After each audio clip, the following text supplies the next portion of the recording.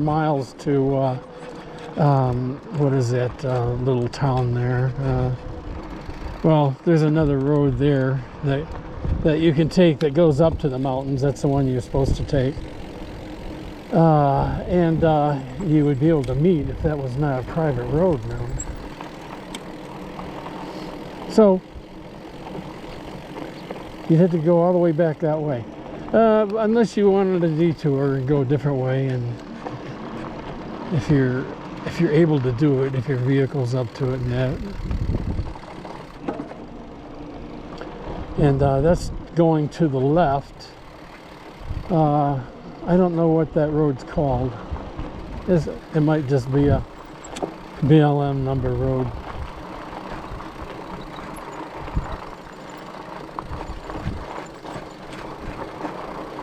And it goes to Polar Mesa, I believe. So if I wanted to keep going, I would make a left and go to Polar Mesa. And I'm going to make that left probably. Well, I'm going to make that left and then go down a little ways, and then there's a spot that's kind of an open parking area, but it's not very big. It's not necessarily meant for that, but it's kind of open where I could possibly park my bike there and fly my drone a little bit, because I brought it with me, and I could get some aerial shots from up here. All right, and I'm kind of scared to do it. Not really scared. That's why I'm out here, is because I haven't used it at all for I don't know, at least going on a year. I don't know, 8 months anyway. At least 8 months. And I don't use it didn't use it that much anyway to really get, familiar with it. Every time before going out, it seems like I would have to read up on it again. I mean, you're being a pilot. I mean, but the instrumentation is in front of you. So it's not just a simple, easy thing to just pick up and learn real quick. You got to stick with it to get decent with it. So here I am with it, and I'll bring it up there and get it up there and put it through some tryouts. I'll get it as high as I can and do a sweep all around, the 360 sweep, so you can kind of see what's going on.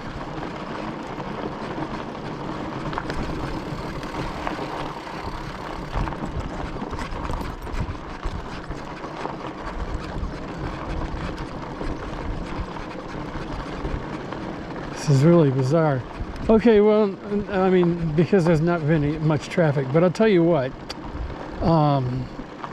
the kind of traffic that I'm doing here with the bike, well, this road here, just the Onion Creek Road itself, is plenty of fun and a good workout for a bike. It's perfect. But if you've got these machines that these people are bringing up here, wet brakes, their ATVs and whatnot,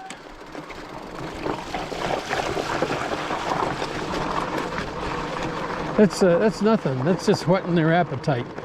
So those people, they are heading toward Polar Peak, or what do I call that? Polar Mesa? Yeah, Polar Mesa. They're heading that way, in that direction anyway. There might be a couple of different turnouts after you get down there that go to some interesting places and whatnot. I'm not sure offhand. But you can go that way. It's a roundabout way, but you can get back over to the LaSalle Loop Road, Forest Road, Loop Road.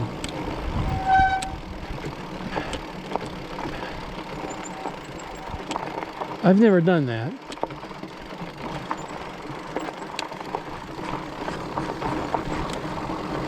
Where I've been has been, I mean, I've been pretty far along that route, but never all the way.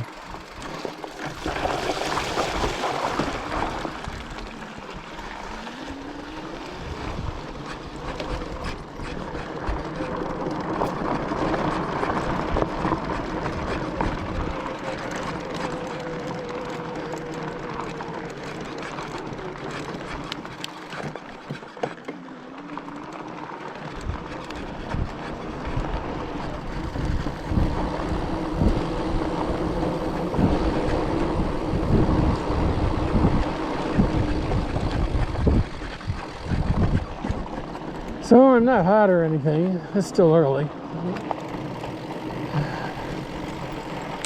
Before noon, I'm sure. And nice and sunny.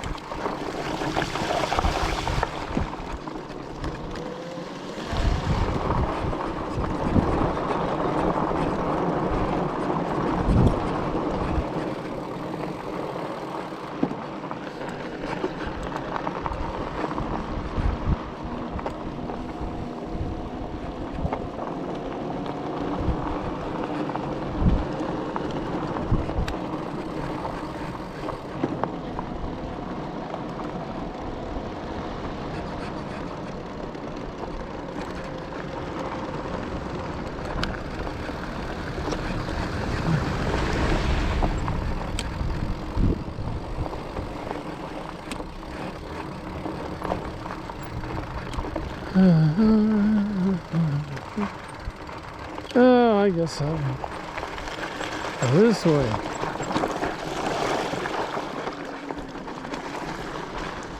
It's all quite easy and fun. It's more fun on a bicycle going through that than a car.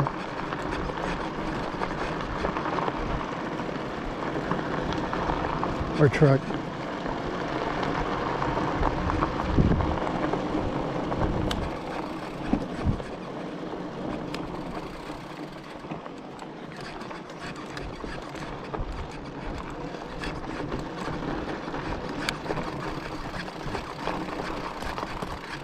So my bike here is well,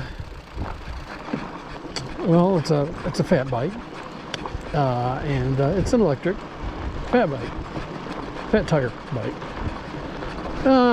and I've had it since when I built it, which was 2016, I think. So I've had it about 6 or 7 years anyway. And built it into a, I bought it online with the purpose of making it electric. Did a lot of research on it, on different bikes that you could use, and looked at the ones that I thought would work best for me, and I found that it was going to be this one that I bought here. So it's a Moto Bacane, made in Taiwan. Okay, free China. Okay, at least for now.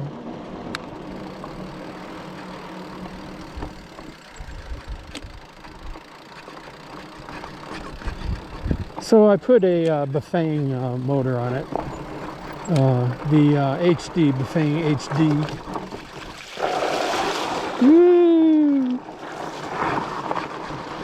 It is 1000 watt peak, 750 average, I guess, for power, which is it's more powerful than most of the bikes that you find online, where even mainstream, even the really good ones that you spend money on. But they're getting better. They're getting better because these the earliest ones that were making, like Bosch and all that, they were, you know, catering to the e-bike thing going on in Germany, you know, where Bosch is, and so and the laws there, and the laws are pretty crazy. I think it's only like 250 watt maximum power, which is crazy. Here it's 750. So they finally got wise and started to say, hey man, we gotta open up that American market. So they started making the American versions, and probably Canadian as well, for 750 watts.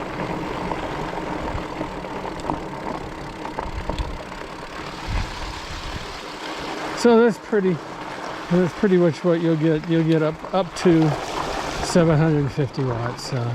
Oh, in the mid-drive motors, I should say. I'm talking about mid-drive, which is my favorite, as opposed to a hub drive. Anyway, so what I have done, I have done some modifications here, and I put